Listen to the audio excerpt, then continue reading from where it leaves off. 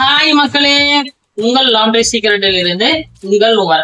இன்னைக்கு இந்த வீடியோல நம்ம எதை பத்தி பார்த்து தெரிஞ்சுக்க போறோம் அப்படின்னா, ஒரு லேடிஸ் பிளஸ் அதுவும் காட்டன் பிளவுஸ எப்படி அயன் பண்றது அப்படிங்கறத வீடியோல பார்த்து நீங்க தெரிஞ்சுக்க போறீங்க. அதே போல நம்ம பிளாசம் லாண்ட்ரில டொமஸ்டிக் லாண்ட்ரி பிசினஸுக்கான பேசிக் ட்ரைனிங் கொடுக்குறோம்.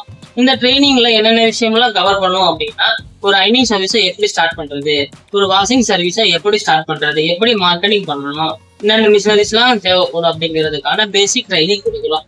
இந்த ட்ரைனிங் எடுத்தா உங்களுக்கு யூஸ்ஃபுல்லா இருக்கும்னு நினைக்கிறவங்க வீடியோல கொடுக்குற கான்டாக்ட் நம்பர்ல கான்டாக்ட் பண்ணி டீட்டெயிலா தெரிஞ்சுக்கிட்டு உங்களோட லாண்ட்ரி பிசினஸ் சக்சஸ்ஃபுல்லா ஸ்டார்ட் பண்ணி சக்சஸ்ஃபுல்லா ரன் பண்ணுங்க.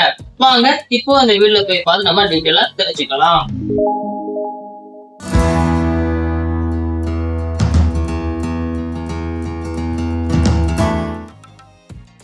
ப்ளவுஸை அயனிங் ஸ்டார்ட் பண்ணுறதுக்கு முன்னாடி ஃபஸ்ட்டு என்ன பண்ணணும் அப்படின்னா, ஃபஸ்ட்டு கையை அயன் பண்ணிடணும்.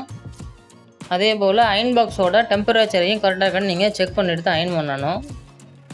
ரெண்டு கையையும் ஃபுல்லாக அயன் பண்ணியாச்சு. அதுக்கப்புறம் ஷோல்டருக்கு பேக் சைடும் நம்ம அயன் பண்ணிடணும். ஏன்னா ஃபோல்ட் பண்ணும்போது சரியாக அயன் பண்ண முடியாது, அதனால் ஷோல்டரோட பேக் சைடுமே நீங்கள் அயன் பண்ணிடணும். அயன் பண்ணி முடித்ததுக்கப்புறம் ஷோல்டருக்கு இன்சைடுமே அயன் பண்ணிடணும். அப்போ தான் சுருக்கமே இருக்காமல் நீட்டாக இருக்கும். இப்போது ப்ளவுஸோட ஃப்ரண்ட் சைடையும் நீட்டாக அயன் பண்ணிடணும்.